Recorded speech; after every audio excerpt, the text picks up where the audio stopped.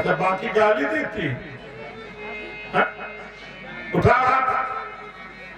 सब सुबह शाम हमारी बहनें सब राधे राधे भैया लोग सब एक दूसरे को कहेंगे, चाहे बहन हो, चाहे भाई हो, चाहे पिता हो, चाहे चाचा हो। उठाया कल से सब लोग राधे राधे कहेंगे। बताओ आधे हाथ तले चलेगी। उठा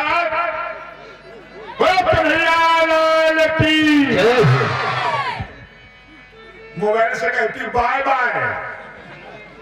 कहा करो राधे राधे, चाहे जीजा से, चाहे फूफा से, चाहे दोस्त से, चाहे पिता से।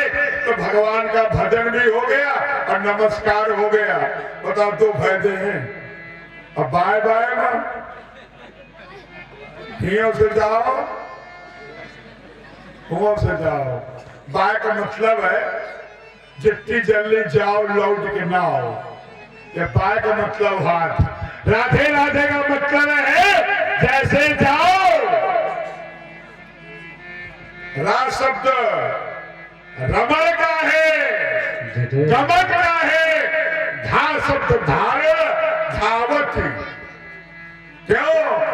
रा से रमण बन जाओ, धारण ज्ञान करके घर आओ। क्यों? तो राधे राधे में कई फायदा।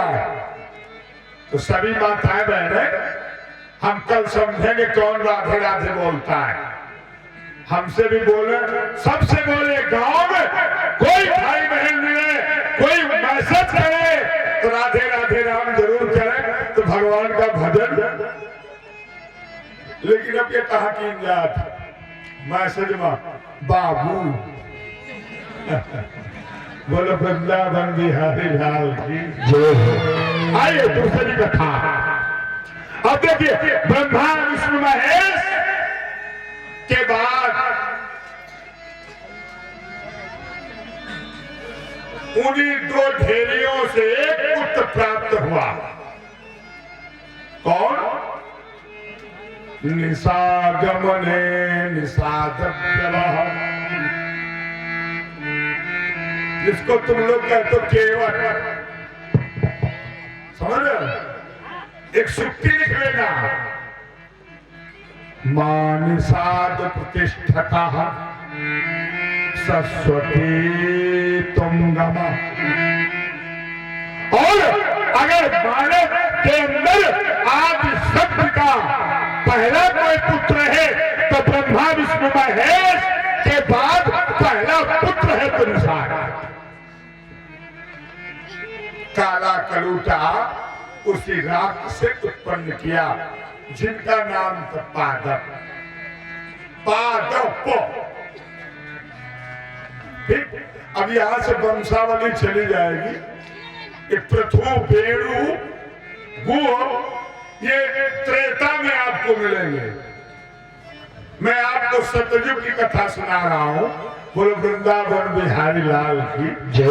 ये आज सत्य से जन्म है, क्योंकि ये जो ये मानस पुत्र नहीं है, जो केवट है, ये भोग से प्राप्त नहीं है, ये अजन्मा पुत्र है।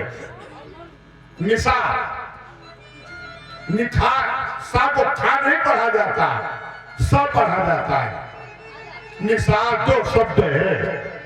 केवल केवल केवल इसका शुद्ध नाम है केवल, क्योंकि अकेला ही सबसे पहले मानव रूप में अगर जन्म लिया है तो ये कौन है? केवल। बट माने बरगद। केवल ये श्याम के प्रथम पुत्र प्रथम ही पुत्र था। अगर आदि शक्ति का ये केवल था। और बट वृक्ष के नीचे बैठा दिया, जाओ तप करो, जप करो, ध्यान करो। पर इसको इस कथा को विद्वान नहीं जानते नहीं। क्यों? क्योंकि वेद का जो अध्ययन करता है वो इस कथा को जान सकता है। अब त्रेता में जो कथा मिलेगी वो मानी नाम में केवल आना, वो अलग ही चरित्र है। जैसे राम का जन्म है तो उसकी वंशावली है। उसी प्रकार गुह राज निषाद की कथा आएगी तो उनकी एक वंशावली है, सतयुग तक वंशावली है। राजा हरिश्चंद्र की एक वंशावली है। पर विद्वान लोग यूनास, मानधाता, पृथु, बेड़ू, गुह या इतनी वंशावली बताते हैं बस। और आगे की वंशावली जब मालूम ही नहीं तो क्या बताएंगे? बोलो गोविंद भगवान ही। अब देखिए उस केवट तीर्थराज, क्या नाम था? तीर्थराज। और ब्रह्मा जी के मानस पुत्र हुए कौन? देवर्षि नारद। तो देवर्षि नारद के गुरु कौन है? तीर्थराज निषाद। बोलो वृंदावन बिहारी लाल की जय। अब सुनिए कथा, पर इनका तो कम समझे आई नहीं आई। हमारा टाइम खराब चल रहा है। एक जल्दी सजो, हाँ एकदम सजी रही।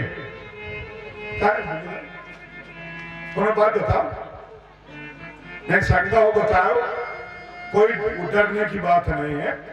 बेखड़ के पूछना, कोई प्रश्न हो शास्त्र का, वेद का, पुराण का, कर्म कांड का, तो हमें अगर नॉलेज होगा तो हम बताएंगे, और नहीं आएगा तो आपको ढूंढ के मैं आपको उत्तर देके जाऊंगा।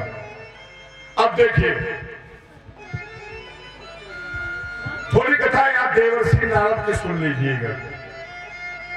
देवर्षि नारद ने बहुत बड़ा तप किया। त्रिलोकस्यम यस्य गमने तपान यस्य तत्सदायच। और देवर्षि नारद का जब अच्छा हुआ तो एक बार विश्व मोहिनी को देख करके काम की इच्छा जागृत कर बैठे।